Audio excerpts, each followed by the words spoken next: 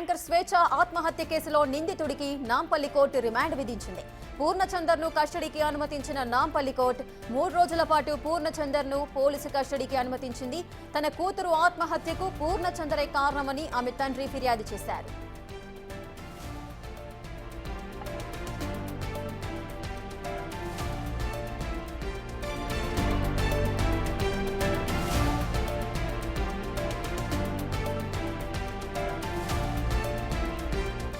పూర్తి డీటెయిల్స్ మా ప్రతినిధి సుజాత అందిస్తారు. సుజాత, యాంకర్ స్వేచ్ఛ ఆత్మహత్య కేసులో నిందితుడిగా ఉన్న పూర్ణచందర్ను కస్టడీకి ఇస్తూ కోర్టు అయితే ఆదేశాలు జారీ చేసింది. విచారణ ఏ విధంగా జరగబోతోంది? పూర్తి వివరాలేంటి?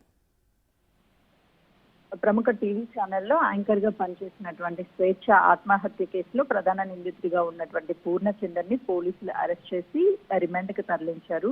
3 రోజుల పాటు కస్టడీని కోరుతూ నాంపల్లి కోర్టుని ఆశ్రయించారు. దీంతో కోర్టు 3 రోజుల కస్టడీకి కూడా అనుమతి ఇచ్చింది. అయితే ప్రధానంగా ఆ స్వేచ్ఛ ఆత్మహత్య గల కారణాలు ఏంటి, వాళ్ళిద్దరి మధ్య జరిగినటువంటి గొడవలు ఏంటి, స్వేచ్ఛ ఆత్మహత్య చేసుకోవడానికి ప్రధాన కారణం ఏంటి, ఈ అంశాల గురించి పోలీసులు విచారించే అవకాశం చాలా స్పష్టంగా కనిపిస్తుంది. దాంతో పాటు అనేక ఆరోపణలు చేసింది స్వేచ్ఛ కూతురు.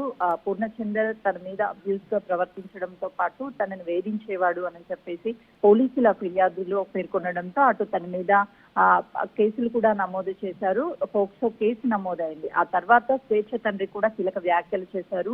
మొదటి నుంచి కూడా పూర్ణచందర్ స్వేచ్ఛని చాలా ఇబ్బంది పెట్టాడు, దాంతో పాటు తనని మోసం చేశాడు అని చెప్పేసి కంప్లైంట్ లో పేర్కొనడంతో పాటు ఆ రోజు రాత్రి కూడా వాళ్ళిద్దరి మధ్య గొడవ జరిగింది. గొడవ జరిగిన అనంతరము పూర్ణచందరే స్వేచ్ఛ ఆత్మహత్య చేసుకోవడానికి ప్రేరేపించాడు అని చెప్పేసి కంప్లైంట్ లో పేర్కొన్నారు. కాబట్టి పూర్ణచందర్ ని అటు పోలీసులు విచారించినప్పుడు కూడా తన స్టేట్మెంట్ లో చాలా క్లియర్ గా స్వేచ్ఛను నేను పెళ్లి చేసుకుంటాను అని చెప్పి తర్వాత పెళ్లి చేసుకోలేదు, దాని కారణంతోనే తన మనస్తాపానికి గురి అయ్యి చనిపోయింది అని చెప్పేసి పోలీస్ స్టేట్మెంట్ లో కూడా తను చెప్పడం జరిగింది. కాబట్టి అసలు ఆ రోజు ఏం జరిగింది, వాళ్ళు అరుణాచలం వెళ్ళొచ్చిన తర్వాత వాళ్ళిద్దరి మధ్య జరిగినటువంటి గొడవ ఏంటి, తను ఎందుకు సూసైడ్ చేసుకుంది, ఈ విషయాలన్నిటినీ కూడా అటు రిమాండ్ కస్టడీకి తీసుకున్న తర్వాత విచారించే అవకాశం చాలా స్పష్టంగా కనిపిస్తుంది. అయితే ఇప్పటికీ అనేక అనుమానాలు వ్యక్తమవుతున్నాయి.